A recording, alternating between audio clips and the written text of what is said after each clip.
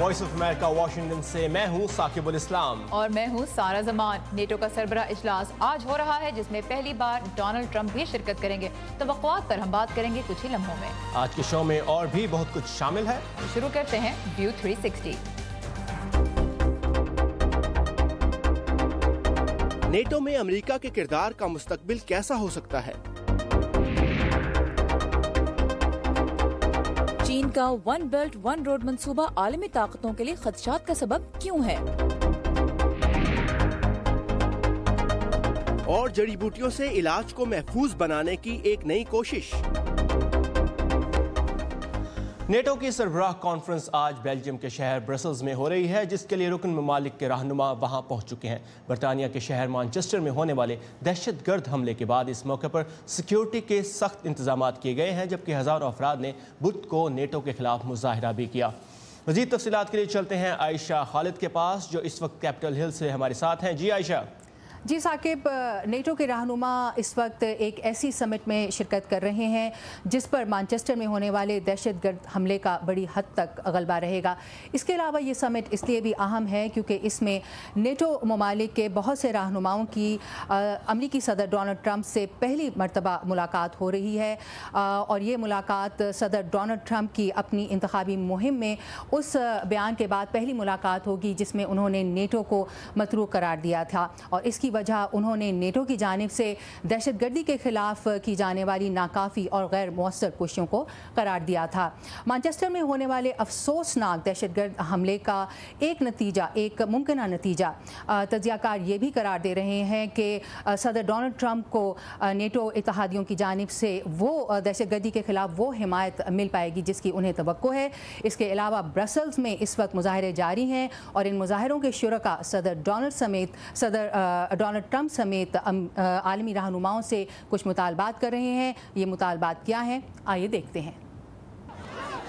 बाएं बाजू के हजारों मुजाहिरीन ने ब्रसल्स में नेटो और अमरीकी रहनुमा के खिलाफ मुजाहरा किया। कुछ के मुताबिक जहां वो माजी में सदर ट्रंप की नेटो पर तनकीद से खुश थे, अब उनके इस इत्तेहाद से बढ़ते ताल्लुक से उन्हें मायूसी हुई है। ट्रंप ने कैंपेन के दौरान अच्छी बातें की थी। उन्होंने कहा था कि अमेरिका पूरी दुनिया के मामलात में मुलव्वस नहीं होगा। मेरे ख्याल से वो बहुत अच्छा था, लेकिन अब इनकी हुकूमत पर डेमोक्रेट्स और रिपब्लिकन एस्टेब्लिशमेंट दोनों की जानिब से दबाव है और उन्होंने अपनी सोच बदल ली है और अब वो ओबामा ही की तरह हो गए हैं। सदर ट्रंप ब्रसल्स एक ऐसे वक्त आए हैं जब यूरोप में इस हफ्ते मैनचेस्टर में होने वाले दहशतगर्दी के हमले के बायस सख्त तशवीश पाई जाती है। मैनचेस्टर में होने वाले हमले पर सभी रहनुमा किसी न किसी हवाले से बात करेंगे, क्योंकि ये हमला बहुत बेरहमाना था जिसमें बच्चों को जानबूझकर निशाना बनाया गया। इत्तेहाद के अरकान अपनी मजमूई कौमी आमदनी का 2% डिफेंस पर खर्च करना शुरू करें, यही सदर ट्रंप का इस समिट पर बुनियादी पैगाम है। हमें कामयाबी मिल रही है। कई सालों के जवाल के बाद पिछले साल यूरोपीय इत्तेहादियों और कनाडा की जानिब से दिफाई अखराजात में बिलियंस ऑफ डॉलर्स का इजाफा हुआ है। लेकिन महंगे सोशल वेलफेयर प्रोग्राम्स के बायस मगरबी यूरोप के रहनुमाओं को डिफेंस पर मजीद खर्च करने के लिए आमादा करना एक मुश्किल काम है। énormément d'argent consacré à la guerre et ça veut dire énormément d'argent qui ne sera pas consacré। एक एहतजाजी कैंप में मौजूद स्टेफन कह रही थीं कि डिफेंस पर मज़ीद खर्च करने का मतलब ये है कि जंग पर इतनी बड़ी रकम खर्च की जाए, एक बड़ी सतह पर सरमायाकारी की जाए और इसका मतलब ये भी है कि सेहत और तालीम जैसे दूसरे शोबों पर सरमायाकारी में कमी लाई जाए। जी साकिब और सारा। आयशा खालिद हमें राउंड अप दे रही थी ब्रसल्स में होने वाले नेटो इजलास का। Thank you Ayesha. और नेटो इत्तेहाद में अमेरिका का किरदार आगे चलकर क्या मुख्तलिफ होगा? क्या नेटो के रुकन ममालिक अमेरिका के मुकाबले में अपनी माली जिम्मेदारियां मुनासिब तौर पर नहीं अदा कर रहे? और फिर ये इत्तेहाद दहशतगर्दी से लड़ने की किस हद तक सलाहियत रखता है? इस सब पर हम बात करेंगे वाशिंगटन की अटलांटिक काउंसिल में ट्रांस अटलांटिक सिक्योरिटी इनिशिएटिव के डायरेक्टर मैग्नस नॉर्डमैन से। Magnus, welcome to VOA and to view 360। First question would have to be about just the relationship between President Trump and NATO. President Trump will most likely try to get away from his previous anti-NATO rhetoric. The question is, does NATO need America more than America needs it? So I think NATO and America need each other. On the one hand, America cannot do everything alone on the world, but it is the major military power on Earth. And on the other hand, on the European side, that's also a significant continent and close American allies, but they too cannot do without the United States and in the challenging security environment in Europe. Okay, so NATO और America दोनों ही अकेले कुछ नहीं कर सकते, दोनों को ही एक दूसरे की ज़रूरत होगी. Okay, और इनका ये भी कहना था कि चूंकि अमेरिका एक बहुत बड़ी ताकत है और नेटो कंट्रीज जो हैं उन दोनों को एक दूसरे की ज़रूरत रहेगी. So all 28 NATO countries right now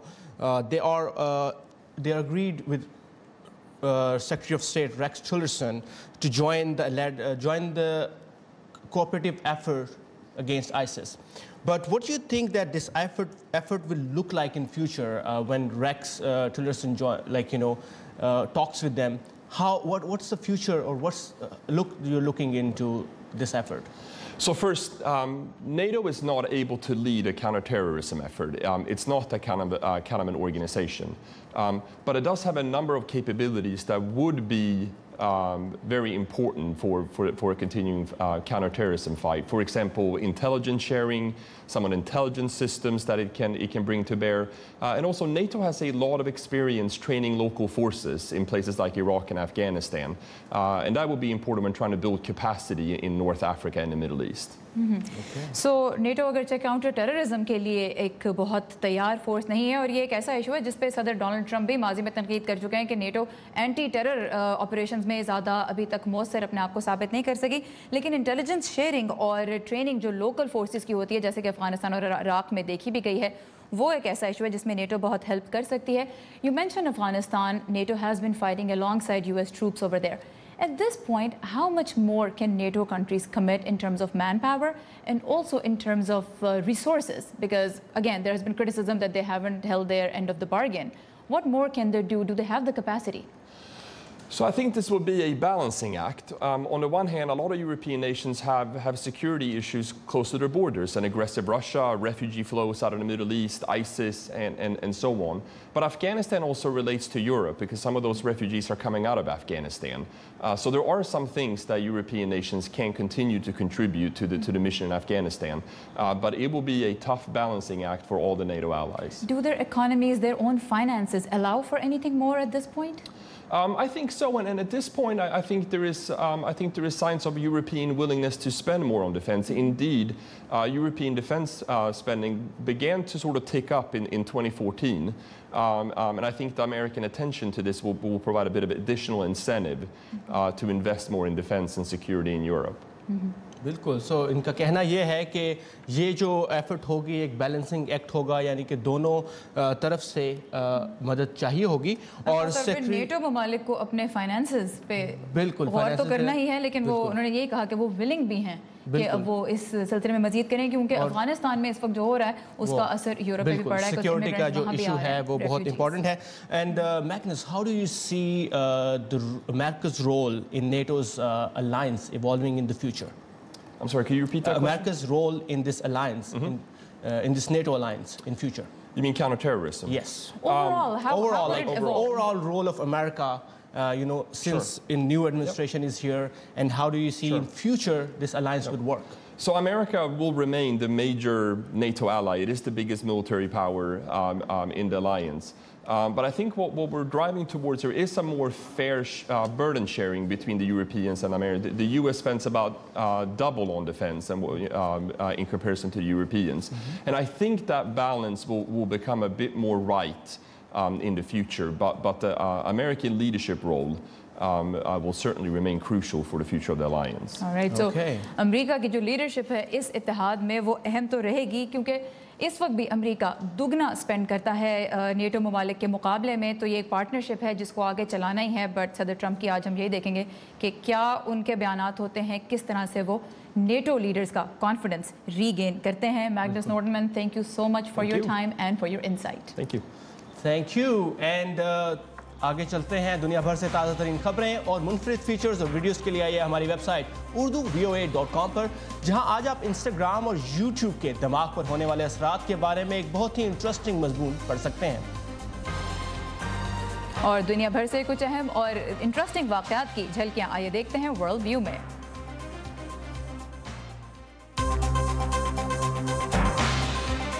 चीन ने کہا ہے کہ اس کے جنگی جہازوں نے امریکی بحریہ کے ایک جنگی جہاز کو جنوبی چین کی سمندری حدود میں تعمیر کردہ مصنوعی جزیرے کی 12 میل کی حدود کی خلاف ورزی پر وارننگ جاری کی ہے۔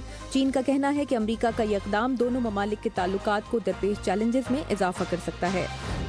ایران نے زیر زمین مار کرنے والے بیلسٹک میزائلوں کی تیسری فیکٹری تیار کر لی ہے۔ ایران کے نیم سرکاری خبر رساں ادارے فار نیوز نے ایرانی فضائیہ کے سربراہ امیر علی حاجی زادہ کے حوالے سے کہا ہے کہ ایران اپنی میزائل صلاحیتوں کو بڑھاتا رہے گا۔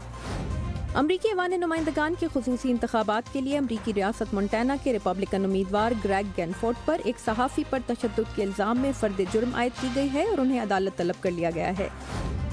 سعودی عرب اور متحدہ عرب امارات کے بعد مصر اور بحرین نے بھی ایران سے تعلقات کے احتجاج میں قطر میں قائم الجزیرہ نیٹ ورک کی متعدد ویب سائٹس تک رسائی کو بند کر دیا ہے۔ جہاں امریکہ اس وقت نیٹو کے ساتھ دفاعی تعاون کو مضبوط رکھنے پر توجہ دے رہا ہے، وہیں چین اپنے ون بیلٹ ون روڈ منصوبے کے ذریعے ایشیا، افریقہ اور یورپ میں کئی ملکوں کے ساتھ اقتصادی تعاون کو فروغ دینے میں مصروف ہے۔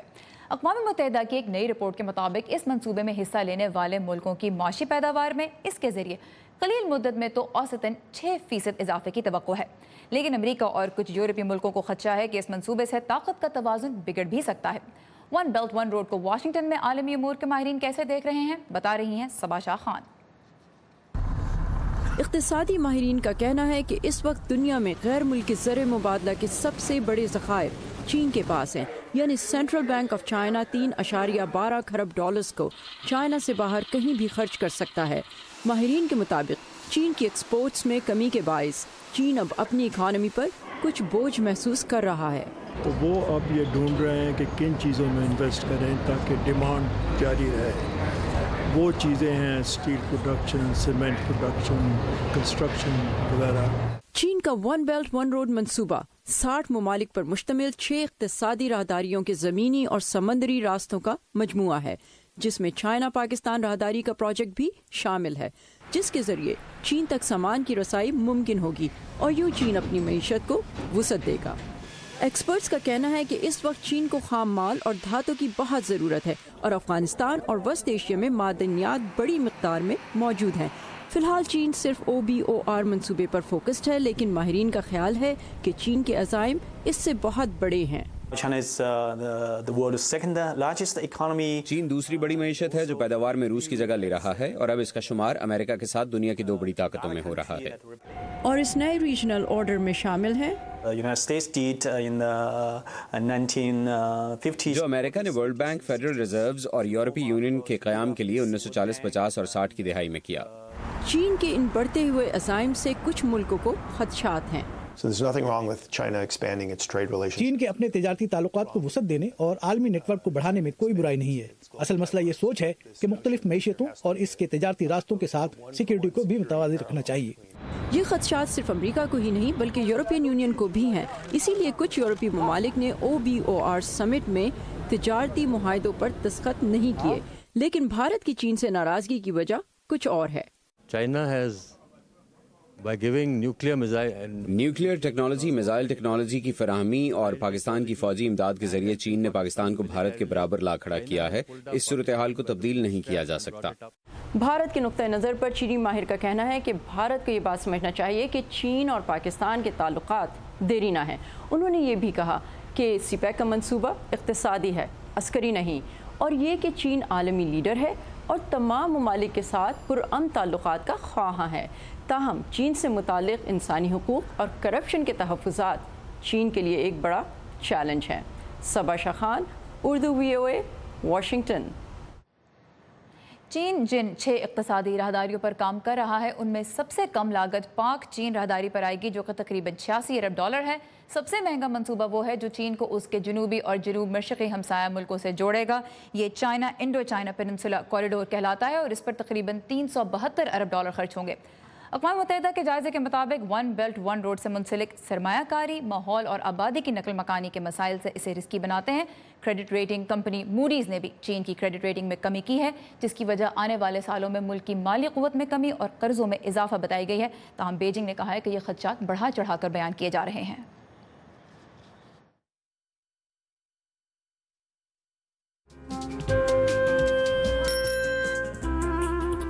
अब्बा जैसे करोड़ों लोग जहां हर रोज ईमानदारी से काम पर लगे हों, चाहे वो दफ्तर में हो या खेतों में, सड़कें हों, बॉर्डर्स, खेल का मैदान या कोई इंटरनेशनल स्टेज। जब पाकिस्तान का नाम रोशन करने वालों की कहानियां कहने के लिए हमारे पास वक्त कम पड़ जाए, जब पूरा मुल्क ही खुद को आगे ले जाने में लगा हो, तो फिर दुनिया भर में उसका परसेप्शन मुट्ठी भर लोग क्यों बनाते हैं? We are almost there, but not there yet. लगता है थोड़ी मेहनत और करनी होगी हमें भी। व्यू 360 सिर्फ आज न्यूज़ पर।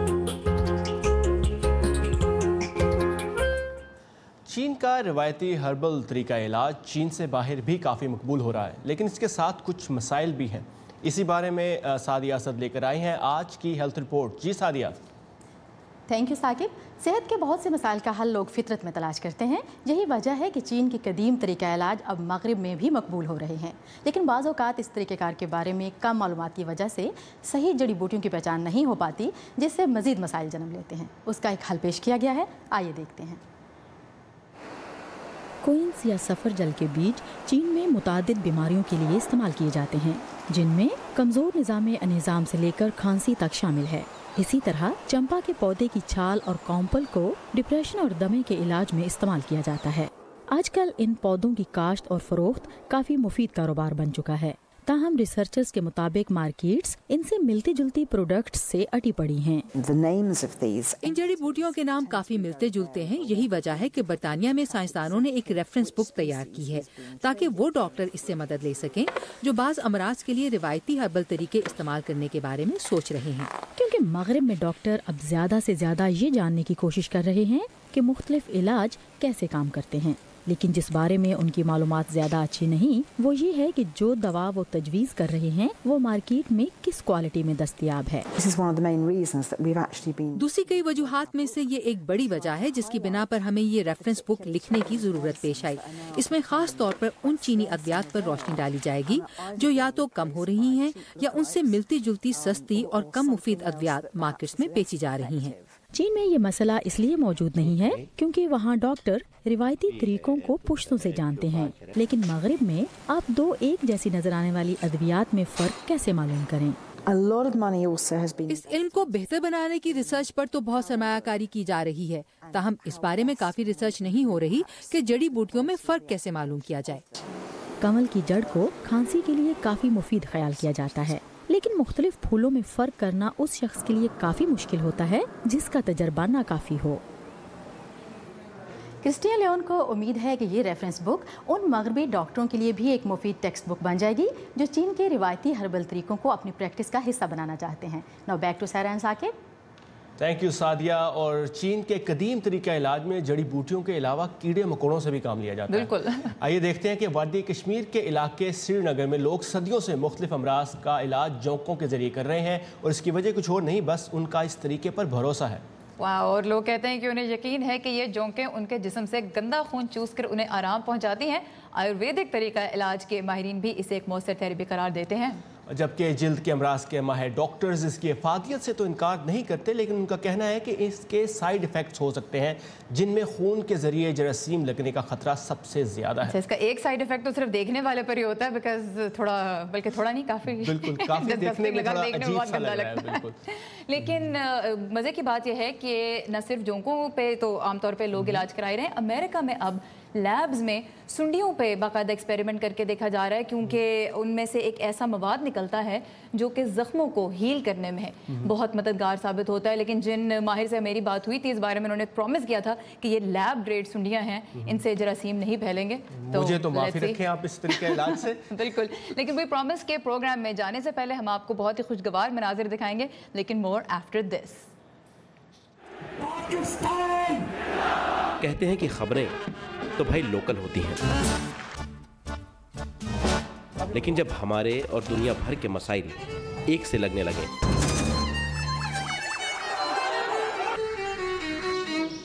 तो आंखें खुली रखनी चाहिए। अमेरिका ने पाकिस्तान और भारत के क्या पता कौन सी खबर आपके काम आ जाए। Tonight I ordered great ideas. 25-year-old, 22-year-olds who are building billion-dollar companies. Our dream is to bring new technologies. View 360 सिर्फ आज न्यूज़ पर।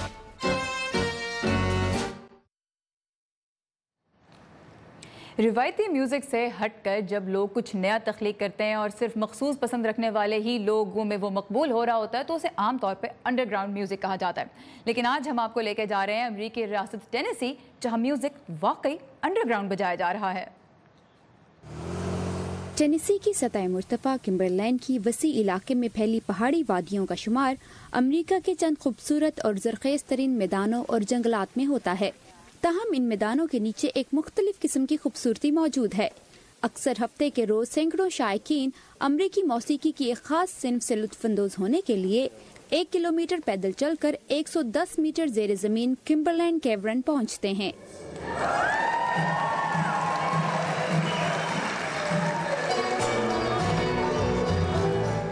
ब्लू क्रॉस अंडरग्राउंड का आगाज 2008 में हुआ था। शो में अमेरिकन रूट्स म्यूजिक के फनकार शामिल होते हैं। इस सिन्फ को ब्रिटिश आइल्स से आने वाले तारिकीन वतन ने तख्लीक किया था।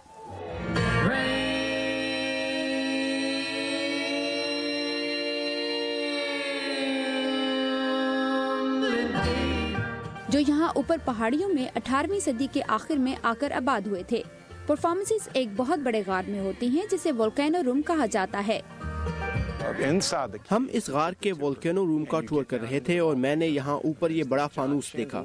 इधर उधर देखने के बाद मैंने गाइड से पूछा कि क्या आपके पास इर्द गिर्द कोई लाइव म्यूजिक की सहूलत मौजूद है। उसने कहा नहीं, लेकिन ये एक अच्छा आइडिया है और इस तरह मुझे इसका ख्याल आया। अब तक 1,80,000 मेहमानों को महसूस कर चुकने वाला ब्लू ग्रास अंडरग्राउंड अब बैनुल अक़वामी तवज्जो का मरकज बन रहा है। यहाँ पर जापान और आइलैंड से शायकीन आ चुके हैं और उनका कहना है कि उनका अमेरिका आने का मकसद ही इस गार में आना और इस शो को देखना है।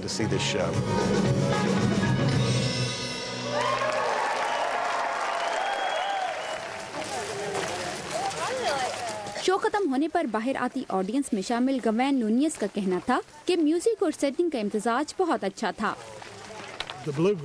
हमने आज जो ब्लू ग्रास देखा वो एक खूबसूरत इम्तिजाज था। ये जगह हर किस्म के म्यूजिक के लिए शायद मौजू ना हो, लेकिन ये म्यूजिक आज के दिन के लिए यकीनन मुनासिब था। वे डाउन वंडर्स के मरकजी गुलकार ऑस्टिन थॉमसन का कहना था कि गार की सेटिंग इनके म्यूजिक ग्रुप की जानिब से यहाँ अक्सर पेश किए जाने वाले कुदरत के बारे में म्यूजिक के साथ मुताबिकत रखती है। मेरा ये ख्याल है ये जबरदस्त है, यानी एक परफॉर्मर और एक सामे दोनों के तौर पर ये एक बेहतरीन म्यूजिक है। टोड मायो उम्मीद करते हैं कि वो मुस्तकबिल में म्यूजिक के शायकीन को इससे भी बेहतरीन तजर्बा फराहम करेंगे। वो एक हफ्ते तवील प्रोग्राम मुरतब करना चाहते हैं जिसमें वो रियासत के खूबसूरत मकामात पर जाकर म्यूजिक परफॉर्मेंस देंगे। ये था आज का व्यू 360। फीडबैक के लिए आइए facebook.com/VOA Urdu। कल फिर मिलेंगे। खुदा हाफिज।